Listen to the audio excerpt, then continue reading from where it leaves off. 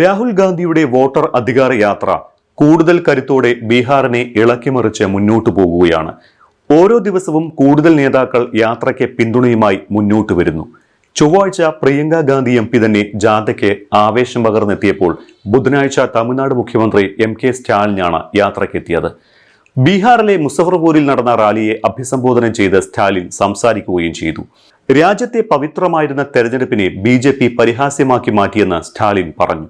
ബീഹാറിൽ 65 ലക്ഷം ആളുകളെ വോട്ടർ പട്ടികയിൽ നിന്ന് ഒഴിവാക്കിയത് ഭീകരവാദത്തെക്കാൾ അപകടകരമാണ് എന്ന രൂക്ഷ വിമർശനമാണ് അദ്ദേഹം ഉന്നയിച്ചത്. രാഹുൽ ഗാന്ധിയും തേജസ്വി യാദവും കൈകോർത്തതോടെ ജനാധിപത്യം സംരക്ഷിക്കപ്പെടുമെന്നും ബീഹാറിലെ നിയമസഭാ തെരഞ്ഞെടുപ്പിൽ BJPയും NDAയും പരാജയപ്പെടുമെന്നുമാണ് സ്റ്റാലിൻ പറഞ്ഞു വെക്കുന്നത്.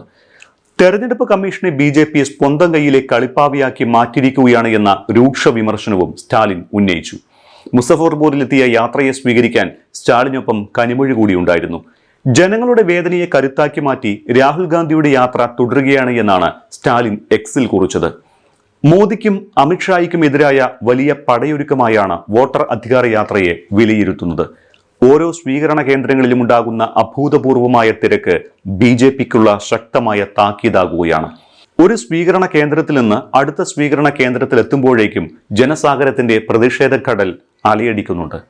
അതിനിടെ കഴിഞ്ഞ ദിവസത്തെ യാത്രയിലേക്ക് പ്രിയങ്ക ഗാന്ധിയും രേവന്ത് റെഡ്ഡിയും എത്തിയതോടെ റോഡിന്റെ ഇരുവശത്തും ജനം തിങ്ങി നിറഞ്ഞിരുന്നു. മധുബനിയിലെ പൊതുപരിപാടിയിൽ പ്രധാനമന്ത്രി നരേന്ദ്രമോദിയെയും അമിത്ഷായെയും കടന്നാക്രമിക്കുകയായിരുന്നു രാഹുൽ. വോട്ട് കൊള്ളയെക്കുറിച്ചുള്ള ഒരു ചോദ്യത്തിന് പോലും മോദിയോ അമിത്ഷായോ മറുപടി നൽകിയിട്ടില്ല.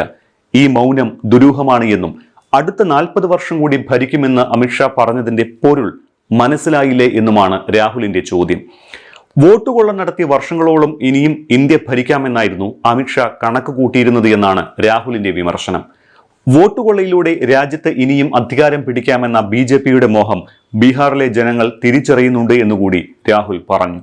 ദരിദ്രരുടെയും പിന്നാക്കം നിൽക്കുന്നവരുടെയും വോട്ടവകാശം തട്ടിയെടുക്കുകയാണ് എന്നും BJPയുടെ ഈ ഗൂഢാലോചനയെ പൊരുതി തോൽപ്പിക്കുമെന്നും പ്രിയങ്ക ഗാന്ധിയും തുറന്നടിച്ചു. മോദിക്കും അമിത്ഷായ്ക്കും BJPക്കുമുള്ള താക്കീതാകുകയാണ് രാഹുലിന്റെ വോട്ടർ യാത്ര.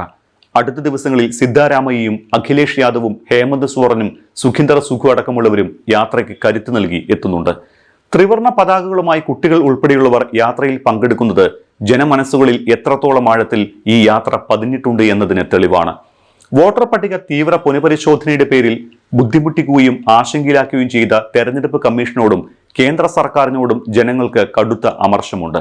യാത്രയ്ക്ക് ലഭിക്കുന്ന പിന്തുണയിൽ BJP നേതാക്കളും അസ്വസ്ഥരാണ്. കാരണം വരാനിരിക്കുന്ന തെരഞ്ഞെടുപ്പിൽ യാത്ര തങ്ങളുടെ അധികാരമോഹങ്ങൾക്ക് തിരിച്ചടിയാകുമെന്ന് BJPക്കും NDAയ്ക്കും ആകുലതയുണ്ട്.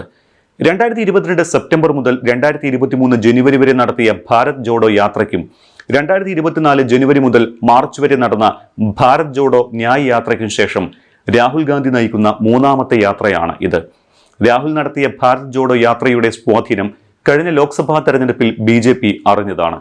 രാഹുൽ ഗാന്ധിയുടെ മൂന്നാം യാത്ര വരാനിരിക്കുന്ന ബീഹാർ നിയമസഭാ തെരഞ്ഞെടുപ്പിന്റെ പശ്ചാത്തലത്തിൽ BJPയെ ഭയപ്പെടുത്തുന്നുണ്ട്. ഇന്ത്യ മുന്നണി നേതാക്കളുടെ മനോവീര്യം വർദ്ധിപ്പിക്കാനും ഇത് കാരണമാകുന്നു. തേജസ്വി യാദവ് യാത്ര ആരംഭിച്ച ദിവസം മുതൽ മുഴുവൻ സമയവും രാഹുലിനൊപ്പമുണ്ട്. ഇതും വോട്ടർ അധികാര യാത്രയുടെ ഒരു വ്യക്തമായ ചിത്രം നൽകുന്നു. ഇതുവഴി യുവാക്കൾക്കിടയിൽ വോട്ടർ അധികാര യാത്രയ്ക്കും ഇന്ത്യ സഖ്യത്തിനും ഒപ്പം രാഹുൽ ഗാന്ധിക്കും പ്രത്യേക സ്വീകാര്യത തന്നെ കൈവരാനും ഇടയാക്കി. ഈ വർഷം അവസാനം ബീഹാറിൽ തെരഞ്ഞെടുപ്പ് നടക്കാനിരിക്കെ രാഹുൽ ഗാന്ധിയുടെ യാത്ര ഇന്ത്യ സഖ്യത്തിന് അനുകൂലമാകുമെന്നാണ് വിലയിരുത്തൽ. 16 ദിവസത്തെ രാഹുലിന്റെ യാത്രയിൽ 24 ജില്ലകളും 60 നിയമസഭാ മണ്ഡലങ്ങളും പിന്നിടും. സെപ്റ്റംബർ 1 പട്ന ഗാന്ധി മൈതാനിയിൽ വൻ റാലിയോടെ സമാപിക്കും. 1300 കിലോമീറ്റർ ദൂരമാണ് രാഹുൽ സഞ്ചരിക്കുന്നത്. പദയാത്രയോടെ സംസ്ഥാനത്ത് കോൺഗ്രസിന്റെ തെരഞ്ഞെടുപ്പ് പ്രചാരണത്തിനും തുടക്കമാകും. അതുകൊണ്ട് തന്നെ രാഹുലിന്റെ യാത്രയെ വലിയ ഭീതിയോടെയാണ് BJP നോക്കിക്കാണുന്നത്.